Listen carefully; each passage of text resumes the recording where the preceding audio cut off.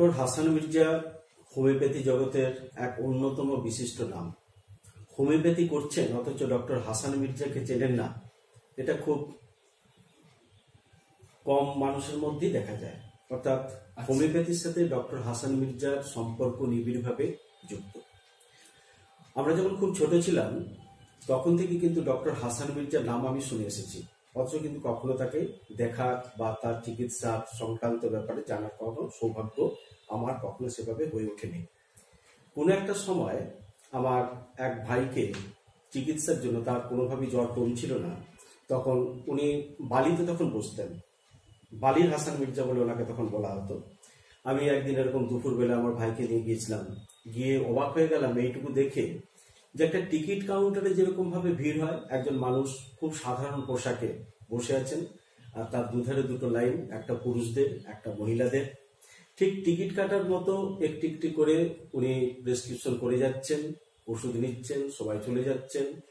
অতএব তার চিকিৎসা পাওয়ার জন্য মানুষের যে মাদকতা, মানুষের যে উন্মাদনা বা ধৈর্য, এটা আমি দেখে খুব অবাক হয়েছিলাম। তখন আমি জাস্ট ফার্স্ট ইয়ারের ছাত্র, সালটা হবে সম্ভবত 1984 সালের কথা বলছি, মানে আজ থেকে প্রায় 40-42 বছর আগের কথা। তো ডক্টর হাসান মির্জা আমার ভাইকে দেখলেন, শুধু একটু ওষুধ লিখে দিলেন, LY2C লেখা আছে দেখলাম, তখন জানলাম যে ওটা লাইকোপোডিয়াম 200 দুটো ডোজ দেওয়া হয়েছিল, এবং সেই লাইকোপোডিয়াম 200 দুটো ডোজ খাওয়ার পর আমার ভাইয়ের জ্বরটা কিন্তু সম্পূর্ণভাবে সেরে যায়। তো এইটাই হলো আমার জীবনের প্রথম ওনাকে দেখতে পাওয়ার একটা সৌভাগ্য। এই জন্য সৌভাগ্য বলছি যে এত মানুষ এইভাবে যে চিকিৎসা হয়, সেটা হয়তো যারা অর্থোডক্স, যারা খুব বেশি ভাবে হোমিওপ্যাথি নিয়ে আরো বেশি গবেষণা করে যাচ্ছেন, তাদের কাছে হয়তো একটা কি বলবো মেনে নেওয়ার মতো জিনিস নয়, কিন্তু রোগীর যে আরোগ্য সেটাকে তো কোনোভাবে অস্বীকার করা যায় না। তারপরে দীর্ঘদিন কেটে গেছে, আমি চিকিৎসা জগতে এসেছি। একটা সময় আমি ডক্টর প্রকাশ মল্লিক আর আমার এক ভাই ডক্টর নীলাচল বেড়া, আমরা মাতঙ্গিনী সেবা কেন্দ্রে, অর্থাৎ আমরা কোলাঘাটে যেতাম চিকিৎসার জন্য। যেহেতু উনি উলিবেড়া তাহের মঞ্জিলে বসতেন, ফেরার সময় আমরা মাঝে মাঝেই ওনার শরণাপন্ন হতাম, 2:30-2টোর মধ্যে আমরা পৌঁছে যেতাম। উনি 4টা থেকে আবার রুগী দেখা শুরু করতেন। দেখলাম সেই 35 বছর পরেও সেই একই উন্মাদনা। একটি টেবিলে উনি চুপ করে শুয়ে বসে আছেন, তার দুধারে দুটো লাইন, সামনে কয়েকজন তার অ্যাসিস্ট্যান্ট ওষুধের নাম লিখছেন, উনি জাস্ট ওষুধের নামটা বলে দিচ্ছেন, লেখা হচ্ছে, ওষুধ নিয়ে চলে যাচ্ছে। তখন ভেবেছিলাম যে আমরা আমাদের চিকিৎসা জগতের সাথে ওনার চিকিৎসা জগতের পার্থক্যটা কোথায়। তো এরও পরবর্তী ক্ষেত্রে আমরা ওয়ার্ল্ড ফেডারেশন অফ হোমিওপ্যাথির তরফ থেকে ভারত সভা করে ওনাকে একটা সম্বর্ধনা জানিয়েছিলাম, এবং তার উপর আমি ওনার বাড়িতে অনেকবার গেছি। আমি গেছি, ডক্টর বিশ্বরতন চক্রবর্তী আমাদের গঞ্জুরে বসেন, তিনিও গেছেন। এইভাবে আমরা করেছি কি বিভিন্ন সময়ে তার এই চিকিৎসা পদ্ধতিটা জানার জন্য আমরা খুব আগ্রহী ছিলাম। উনি এমন একজন মানুষ যেটা আজও আশ্চর্য লাগে আমার ভাবতে, যে উনি ওনার গুরুকে কি পরিমাণে শ্রদ্ধা করতেন। ওনার গুরুর নাম হচ্ছে মতিলাল মুখার্জি। উনি ওনার শেষ জীবন, অর্থাৎ উনি ওই বয়সে কিন্তু রেগুলার উনি ওনার গুরুর কথা বলছেন, যে আমি গুরুর কাছ থেকে এই শিখেছি সেই শিখেছি। তো জিজ্ঞাসা করেছিলাম, স্যার যা কিছু বলছেন সব কি গুরুর কাছ থেকে শেখা? উনি আমাকে 3-4টে কথা বলেছিলেন, যে হ্যানিম্যান পড়ো, অর্গানন পড়ো, ফেরিংটন পড়ো, এই 3জনকে যদি জানা যায়, তার সাথে কেন্ট, আমি কেন্ট এবং ফেরিংটনের বাইরে কিন্তু কোনো চিকিৎসাই আমি করি না। ওনার দেখতে তাহলে স্যার এত দ্রুত আপনি রুগী দেখেন কি করে? বলছে এটা একটা চোখ, এটা একটা চোখ থাকা দরকার। কিসের চোখ? না একটা ডিস্ট্রাকশন। একটা ডিস্ট্রাকশনটাকে আমি সব থেকে বেশি গুরুত্ব দিই। আমি রোগীর মুখের দিকে তাকাই, তাকে বুঝতে পারি যে রোগীটির অবস্থা কি অবস্থা একটা দাঁড়িয়ে আছে, অর্থাৎ উনি সাইকোটিক না সিফিলিটিক। দেখেছিলাম যেখানে উনি ডিস্ট্রাকশনের জায়গাটা পেয়েছেন, সেখানে উনি অ্যান্টিসিফিলিটিক মেডিসিন সব থেকে বেশি দিয়েছেন। যেখানে সাইকোটিক নেচার পেয়েছেন, উনি সাইকোটিক মেডিসিন হিসেবে মেডোরিনাম বা থ্রিজা দিয়েছেন। তো আমার প্রশ্ন থেকে যেত বারবার, যে আপনি এত দ্রুত বুঝতে পারেন কি করে যে একজন সাইকোটিক কি একজন সিফিলিটিক কি একজন শরিক? উনি কিন্তু ক্যান্সারাস বা টিউবারকুলার নিয়ে তথাকথিত ভাবে কেউ একটা মাথা ঘামাতেন না, বা আমি কখনো সেভাবে দেখিনি বা জিজ্ঞাসা করে সেরকম আমি সদুত্তর পাইনি। তো এইভাবেই বেশ কিছু সময় আমরা যাচ্ছি, দেখছি তার যে ধৈর্য, তার যে ধীরতা, এবং কিভাবে উনি চিকিৎসা করবেন সেটা সম্পূর্ণ তার নিজস্ব একটা ব্যক্তিগত একটা করায়ত্ত করে ফেলেছিলেন যে আমার চিকিৎসার জগৎ হবে এইরকম। উনি করতেন কি, আমি দেখেছি যে একটা কনস্টিটিউশনাল মেডিসিন উনি খোঁজার চেষ্টা করতেন যে রোগীটা কোন কনস্টিটিউশনের। এবং যেহেতু মায়াজমের একটা বিশাল ভূমিকা এই হোমিওপ্যাথিতে আছে, তো ওনার বক্তব্য ছিল যে ওই কনস্টিটিউশনাল মেডিসিনটা দেবার আগে যদি তার মায়াজমেটিক ব্যাকগ্রাউন্ডকে যদি আমি দূর করে দিতে পারি, অর্থাৎ একটা অ্যান্টি মায়াজমেটিক মেডিসিন দিয়ে, এবং তারপরে যদি আমি কনস্টিটিউশনাল মেডিসিনটা দিই, তাহলে আমি দ্রুত আরোগ্যের জায়গায় পৌঁছে যেতে পারবো। এই চিন্তা ভাবনা নিয়ে কিন্তু উনি ওনার সারা জীবনে চিকিৎসা করে গেছেন, এটুকু বলা যায়। আর পরবর্তী ক্ষেত্রে একটা খুব মজার ব্যাপার থেকে যায়, যেটা আপনি নিশ্চয়ই শুনেছেন বা সবাই জানে, উনি নখ দেখে চিকিৎসা করেন। হ্যাঁ ডাক্তারবাবু, এই নখ দেখে চিকিৎসা রহস্য ব্যাপারটা শুধু নখই কি দেখতেন নাকি তিনি আরো কিছু দেখতেন এর মাধ্যমে? আমি জিজ্ঞাসা করেছিলাম আচ্ছা, যে নখ দেখা বলতে কি? বলে দেখো, তোমরা হয়তো বলছো যে নখ দেখে, না আমি নখ দেখি না, নখের সাথে তার আঙুল দেখি, তার মুখ দেখি, কতটা ইমাসিয়েশন হচ্ছে দেখি, নখটা কিরকম। কারণ হোমিওপ্যাথিক মেডিসিনে সাইকোটিক এবং সিফিলিটিক মেডিসিনের নখে একটা বিশাল গুরুত্বপূর্ণ ভূমিকা আছে। নখটা কিরকম, এবড়ো খেবড়ো হতে পারে, ভঙ্গুর হতে পারে, মসৃণ হতে পারে, হ্যাঁ, বা বিভিন্ন জায়গায় রঙের পরিবর্তন করতে পারে। উনি ওই জায়গাটা থেকে চট করে বুঝে যেতে পারতেন যে রুগীটা কোন মায়াজমের। সেই সঙ্গে হাঁ করে মুখের দিকে তাকিয়ে থাকতেন। আমি দেখেছি রুগীরা যাচ্ছে উপর থেকে নিচে পর্যন্ত, নিচে থেকে উপর পর্যন্ত, আরেকবার উপর থেকে নিচে পর্যন্ত, নিচে থেকে উপর পর্যন্ত, 4 বার শুধু তাকালেন, মা তোমার কেমন আছো, উনি বললেন, একটা ওষুধ বলে দিলেন, তার অ্যাসিস্ট্যান্টটা লিখলো, আমি চলে গেল। আমি উঁকি মেরে দেখলাম এই ওষুধ দিয়েছে। উনি ম্যাক্সিমাম সময় দেখতেন একটা অ্যান্টি মায়াজমেটিক মেডিসিন, তারপরে একটা ফলোইং অর্থাৎ কনস্টিটিউশনাল মেডিসিন। যখনই জিজ্ঞাসা করেছি যে স্যার এইভাবে দিচ্ছেন কেন, বলে, তো তার বক্তব্য হচ্ছে যে আমি যতক্ষণ না অ্যান্টি মায়াজমেটিক মেডিসিন দিয়ে সেই রুগীটির মায়াজমেটিক ব্যাকগ্রাউন্ড বা ব্লকটাকে যতক্ষণ আমি সরিয়ে দিতে পারবো, আমার পরবর্তী মেডিসিন কখনো সুন্দরভাবে কাজ করবে না। অর্থাৎ আমার প্রেসক্রিপশন হচ্ছে কনস্টিটিউশনাল, তার আগে একটা অ্যান্টি মায়াজমেটিক হাইড্রোলোশন আমি দিয়ে থাকি। এই হলো ওনার যুক্তি, এই হলো ওনার মতামত। আর উনি একটা জায়গাকে খুব মানতেন পরবর্তী ক্ষেত্রে, সেটা হচ্ছে বার্নেটের যে নসুর, উনি ম্যাক্সিমাম সময় নসুর ইউজ করতেন। যে উনি বলেছিলেন যে পরিমাণে আজকে রোগের জটিলতা, যে পরিমাণে আজকে রোগীরা প্রচুর পরিমাণে ওষুধ খেয়ে আসছে, রোগীর একটা জটিলতা দেখা দিয়েছে, সেইখানে অন্যান্য মেডিসিনের চেয়ে অনেক বেশি কাজ করে এই নসুর জাতীয় ওষুধ। হ্যাঁ, সেই জন্য উনি বার্নেটকে খুব ফলো করতেন, ফ্যারিংটনের কম্পার্টিমেন্টকে মুখস্থ করে ফেলেছিলেন, কেন্টকে আদর্শ করে মেরেছিলেন, আর সবার উপরে তো রয়ে গেছে স্বয়ং হ্যানিম্যান। আচ্ছা, তাহলে এই নখ দেখার যে কথাটা, সাইকোটিক সিফিলিটিকের যে বিষয়, অর্থাৎ নখ দেখে উনি একটা মানুষের মায়াজনকে বিচার করতেন। নিশ্চয়ই। আর আমরা বিভিন্ন সময় এরকম শুনেছি যে জীব মানুষের শরীরের একটা আয়না। হ্যাঁ, উনি জীবও দেখতেন। হ্যাঁ, জীবে দেখে বুঝে যেতে পারতেন যে সেই একই ব্যাপার, কোন মেডিসিন আমি থেকে দেবো আর এর মায়াজমেটিক ব্যাকগ্রাউন্ডটা কি। আচ্ছা আচ্ছা ডাক্তার, একটা জিনিস যদি আমরা একটু আপনার কাছ থেকে জানতে চাইবো, যে একজন মানুষ সারা জীবন ধরে একদম জীবনের প্রায় শেষ প্রান্তে উপনীত হয়েও তিনি একই আগ্রহের সঙ্গে পেশেন্ট থেকে গেছেন, এই স্পৃহাটা ওনার মধ্যে কি, মানে এটা কি শুধুমাত্র শারীরিকটা যায় না, উনি প্রচন্ড ধর্মপ্রাণ ছিলেন, এটা উনি অনেকবার স্বীকার করেছেন বা বলেছেন। আর একটা জিনিস উনি একদিন হাসতে হাসতে বলেছিলেন আমাকে, যে এত রুগী দেখার পর আমার কোনো ধিৎকার আসেনি, এই ধিৎকার শব্দটা বলেছিলেন। মজার ব্যাপার হচ্ছে, যখন শেষের দিকে আমরা যখন যেতাম, বা আমি যখন অনেকবার তো গেছি, তার বাড়িতে আমি কয়েকবার গেছি, দেখতে পাচ্ছি তার মৃত্যুর হয়তো 1 সপ্তাহ আগে আমি তার বাড়িতে গিয়ে একদম এরকম একটা বর্ষাকালে উপনীত হয়েছিলাম। ঝরঝর করে বৃষ্টি হচ্ছে, উনি তখন তাহের মঞ্জিলে বসতে পারেন না, উনি বাড়িতেই বসেন, তার ছেলে তাকে অ্যাসিস্ট করছে। সেখানে দেখছি দূর দূরান্ত থেকে অনেক রুগীরা এসেছে, সেদিনও কিন্তু আমাকে অপেক্ষা করতে হচ্ছে তার সাথে একটু কথা বলার জন্য। তো এক ভদ্রমহিলা বলছেন যে ডাক্তারবাবু, আমি তোর মাকে নিয়ে এসেছি, এটা কমবে তো?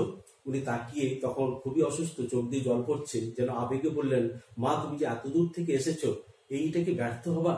আমি দেখলাম একজন মানুষের ভিতরে কতখানি স্পিরিচুয়াল পাওয়ার, উনি বলে দিচ্ছেন যে তুমি এত দূর থেকে এসেছো, এই চিকিৎসা কি ব্যর্থ হবা? আমি হাঁ করে অবাক হয়ে দেখালাম। সেদিন উনি আমাকে বলেছিলেন যে আমি আজ পর্যন্ত রুগী দেখে আমার কোনো ধিৎকার আসেনি। তিনি মৃত্যুশয্যায় শুয়ে আছেন, আমি দেখছি, আমার কথা বলতে একটা খারাপ লাগছে যে ওনাকে কেন বিরক্ত করবো। উনি কিন্তু রুগী অনায়াসে দেখছেন, তারপর আমার সাথে গল্প করতে করতে উনি অদ্ভুত ভাবে, যেটা ভাবা যায় না, ওনার ঔদ্ধত্য কণ্ঠে উনি রবীন্দ্রনাথের কবিতা আমাকে আবৃত্তি করে শোনাচ্ছেন। এটা একটা অপূর্ব একটা সন্নিবেশ, যে হ্যানিম্যানীয় হোমিওপ্যাথি করতে গিয়ে রবীন্দ্রনাথকে যিনি এত ভালোবাসতে পারেন, এটা কিন্তু আমার সেইভাবে কিন্তু জানা ছিল না।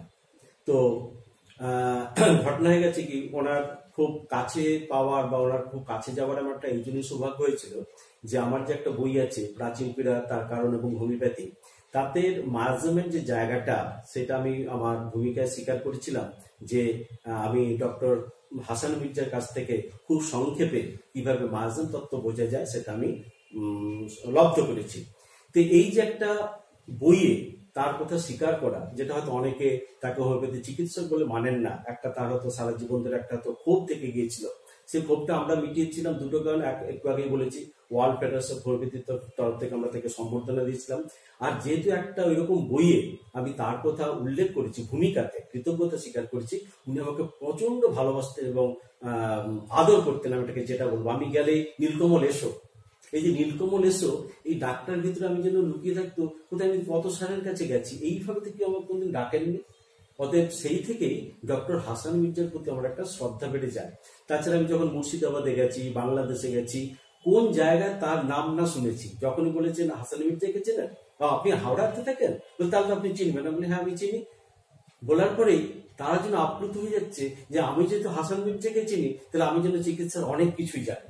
এটা একটা অলিখিত চাপ। হ্যাঁ, আমি ওনার বাড়িতে গেছি, ওনার সাথে আমি সময় কাটিয়েছি, ওনার বাড়িতে আমি টিফিন করেছি, চা খেয়েছি, এটা কথা বললে ওর যেন আপ্লুত হয়ে যায়, যেন মনে হয় যে আপনি কোথাও তার আশীর্বাদ আপনি পেয়েছেন, অথবা আপনার চিকিৎসা সেইভাবেই হবে আমরা আশা করি। আসলে কি, আমি সরাসরি হাসান মির্জার ছাত্র নই, উনি আমার, আমি ছাত্র নেই বললে হবে কি, কিন্তু যেহেতু কিছুটা শিখেছি, আমি তো অস্বীকার করতে পারি না তার অবদানটাকে। আর মানুষের মধ্যে বা রোগীর মধ্যে সেই চিন্তা ভাবনাটা থেকে গেছে, আমি নিশ্চয়ই তার কাছ থেকে কিছু পেয়েছি। হ্যাঁ, আমি স্বীকার করি, আমি ডক্টর হাসান মির্জার কাছ থেকে এমন অনেক কিছু পেয়েছি যেটা আমি অন্যান্য অনেক কলিগদের কাছ থেকে পাইনি।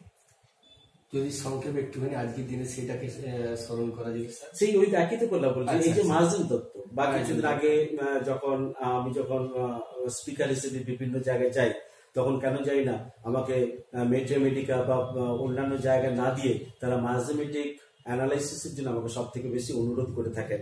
আর সেই থেকেই ওই মার্জমটা এমন একটা দুর্হ জিনিস বা ভালো লাগার জিনিস বা যাই হোক না কেন, একটা রহস্য করা জিনিস বা একটা দর্শন, সেই জন্য হোমিওপ্যাথির যেখানে মার্জম নিয়ে আলোচনা হয়, আমি সেখানে অন্তত উঁকি মেরে দেখি যে কতটুকু চিন্তা ভাবনা, কতটুকু পরিবর্তিত হলো, কিভাবে হলো। উনি টিউবারকুলার মার্জম বলতে গেলে টিউবারকুলিনাম মেডিসিনটা কিন্তু সেইভাবে ব্যবহার করেননি, বরং তার পরিবর্তে ব্যাসিলিনাম ওষুধটা সব থেকে বেশি ব্যবহার করেছেন। সিফলিনাম প্রচুর দিয়েছেন, মেডোরিনাম প্রচুর দিয়েছেন, পাইরোজেনাম দিয়েছেন, এবং শরীর মেডিসিন তো আকসার দেন, তাতে কোনো নেই। ওনার ছিল কনস্টিটিউশন।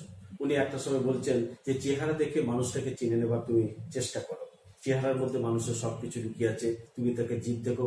অত প্রশ্ন অত নিখুঁত ভাবে জানার মতো সময় করতে আসলে উনি এত ব্যস্ত, মানে বলতে 1 ঘন্টা 2 ঘন্টা রুগী দেখান, উনি 1 ঘন্টা তো 10-15টা রুগী দেখছেন। ওইটা বললাম না, কাউন্টার, দুদিক থেকে মানুষরা আসছেন, এর কথা একবার শুনছেন, তার কথা একবার শুনলেন, পাশে বলে দেওয়া হলো, পাশে অ্যাসিস্ট্যান্ট দাঁড়িয়ে আছেন, ওষুধ লিখে দিল, সঙ্গে সঙ্গে ওষুধ চলে গেল, উনি নিয়ে চলে যাচ্ছেন। এইভাবে বিভিন্ন দুরারোগ্য দুরূহ রোগ তার কাছে এসে আমরা সেরে যাবার নজির আমরা দেখেছি। আর একটা, উনি প্যাথোলজি নিয়ে খুব একটা কিন্তু মাথা ঘামাতেন না, প্রচুর রিপোর্ট লোকেরা নিয়ে আসতো, বলে রিপোর্ট তোমাদের দেখে দাও, তোমাকে ওষুধ দিচ্ছি, তুমি সেরে গেলে তুমি রিপোর্ট তুমি অন্য কোনো ডাক্তারদেরকে মিলিয়ে নেবে। এই যে বলার একটা কি বলবো আত্মবিশ্বাস, এই আত্মবিশ্বাসটা কিন্তু আমরা এখন অর্জন করতে পারিনি। আপনার কথা থেকে আমরা অনেক মূল্যবান জিনিস এখনো অব্দি জানতে পারলাম। যেমন হাসান বাবুর এলাকা থেকে আসা কোনো মানুষ, মানে যেহেতু তিনি হাসান বাবুকে চেনেন, অর্থাৎ বা হাসান বাবুর কাছে হয়তো কিছুদিন থেকেছেন শেখার জন্য, অর্থাৎ তিনি অনেক কিছু জানেন। তার মানে হাসান বাবু একজন অকাতরে কিন্তু দান করে গেছে, যে কোনো ছাত্রই তার কাছে গেছে। আমি আরেকজনের নাম বলবো, তিনি হচ্ছেন ডক্টর শান্তনু আস। ডক্টর শান্তনু আস একজন বিদগ্ধ পাণ্ডিত্য। আমি তারও কাছে গেছি বা তার সাথে আমার বিভিন্ন জায়গায় দেখা হয়েছে, এবং ডক্টর শান্তনু আস অনেকবার ওখানে গেছেন। এবং দেখবেন যখনই হাসান মির্জা সম্বন্ধে হচ্ছে বা ডক্টর শান্তনু দাস যখন কোনো কিছু বলছেন, উনি কিন্তু কখনো বার্নেট বা ডক্টর হাসান মির্জাকে এড়িয়ে কিন্তু কখনো কোনো কিছু বলেননি। আমিও ডক্টর শান্তনু দাস মহাশয়ের কয়েকটা ভিডিও বা তার বক্তব্য আমি শুনেছি, সেখানে উনি অকাতরে ডক্টর হাসান মির্জার প্রতি শ্রদ্ধাও যেমন প্রকাশ করেছেন, এবং একই সঙ্গে ডক্টর হাসান মির্জার হোমিওপ্যাথি বা নো সোর্স এসব বিভিন্ন আয়ুর্বেদিক ওষুধ সম্বন্ধে তার কি ধারণা ছিল তিনি কিন্তু উল্লেখ করেছেন, এটা আমিও শুনেছি স্যার। আর আপনার কথা থেকে আরেকটা জিনিস আমরা আজকে জানতে পারলাম যে ডক্টর হাসান মির্জার সংস্পর্শ একজন মানুষের কাছে কতটা শুভ হতে পারে। অর্থাৎ ডক্টর হাসান মির্জা মহাশয় একজন আলো স্বরূপ ছিলেন, যে তার কাছে কিছুদিন কেউ যদি থাকে তিনিও আলোকিত হয়ে ওঠেন, এটাই মানুষের একটা বিশ্বাস। এবং অগণিত ছাত্রছাত্রী তার বিভিন্ন জায়গায় প্র্যাকটিস করে বেড়াচ্ছে। আপনি যদি অনুমতি দেন আমি আমার একটা অভিজ্ঞতা কিন্তু শেয়ার করবেন। হ্যাঁ, একবার আমার বাবার শরীর খারাপ করেছিল, তো শরীরটা খুব দুর্বল হয়েছিল। দুপুরের দিকে দেখলাম তিনি শুয়ে রয়েছেন, তখন ঘড়িতে প্রায় 1-1:30 এরকম একটা টাইম হবে। তো আমি খুব তাড়াহুড়ো করে ডক্টর হাসান মির্জার ডিসপেন্সারিতে চলে গেলাম। আমি এমন এক সময়ে গেছি যখন তিনি সকাল থেকে পেশেন্ট দেখে ওরকম এক মানে বৃদ্ধ বয়স্ক মানুষ, যখন তার বয়স প্রায় 80 আপ হয়ে যাবে, সকাল থেকে পেশেন্ট দেখে তিনি বাড়িতে কিছুক্ষণ রেস্ট নিচ্ছেন খাওয়া দাওয়া করে। আমি যখন উপস্থিত হলাম তখন বাড়ি থেকে আমাকে জানালেন যে আপনি একটু অপেক্ষা করুন, ডাক্তারবাবু খাওয়া দাওয়া করছেন। হ্যাঁ, তখনও তার খাওয়া দাওয়া কমপ্লিট হয়নি। উনি কিন্তু এখন পেশেন্ট দেখবো না এ কথা বললেন না, যে আমি সকাল থেকে পেশেন্ট দেখেছি, এখন আর কোনো পেশেন্ট দেখবো না, যাও বিকালে আসবে, এ কথা কিন্তু উনি বললেন না। তো নিরলস সেবা করে গেছে। হ্যাঁ, কে কি বিপদ নিয়ে এসেছেন উনি এটাই বিচার করেছেন সারা জীবন ধরে। ওটাকেই তিনি জীবনের ব্রত হিসাবে, হোমিওপ্যাথিকই জীবনের ব্রত হিসাবে নিয়েছেন, আমি যেটা উপলব্ধি করেছি কাছ থেকে তাকে দেখে। কারণ আমাকে উনি ফিরে যেতে বললেন না, আমাকে অপেক্ষা করতে বললেন।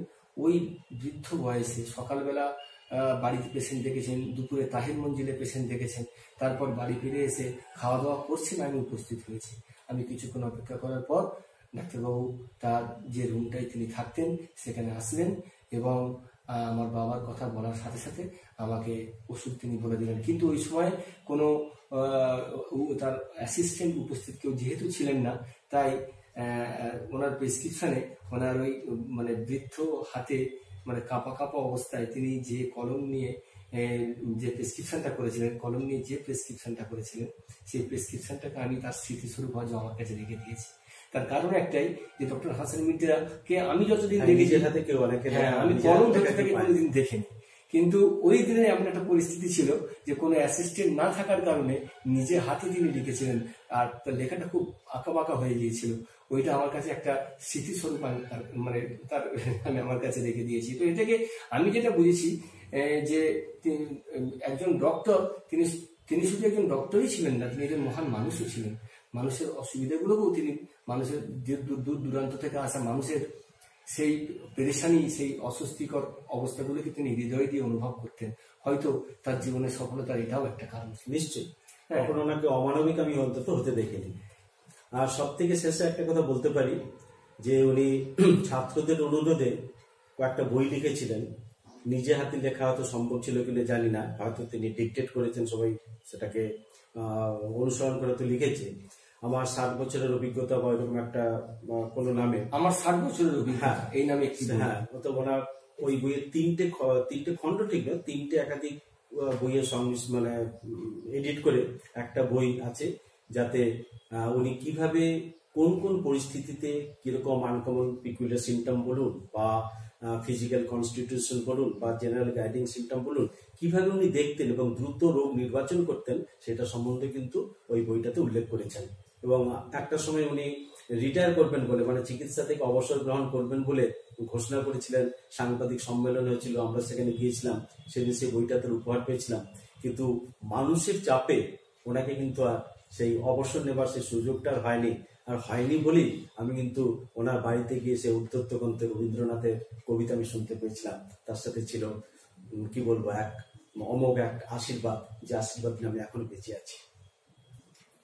তো ডক্টর হাসান মির্জা 60 বছর 65 বছর তিনি তার প্র্যাকটিক্যাল লাইফ ছিল, তার সম্বন্ধে আলোচনা করে এত দীর্ঘ জীবন প্র্যাকটিস আমরা ভাবতে পারি না।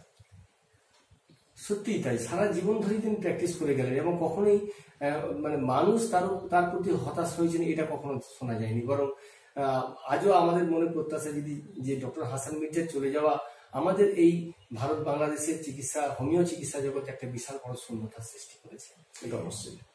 এবং আজকে আপনাদের মতো ডক্টর শ্রদ্ধেয় ডাক্তারবাবুরা যারা রয়েছেন তাদের সংস্পর্শ আপনারাও পেয়েছেন, তাই আপনাদের প্রতি আমরা সেই আশা রাখি, সেই ভরসা রাখি যে তার মতো অত সংখ্যক মানুষ না হলেও আমরা যারা আজও রয়েছি আমরা আপনাদের কাছ থেকে সেভাবে তার সান্নিধ্য পাওয়া হিসাবে আমরা আপনাদের সান্নিধ্য পেয়ে আমরা খুব গর্বিত বোধ করছি।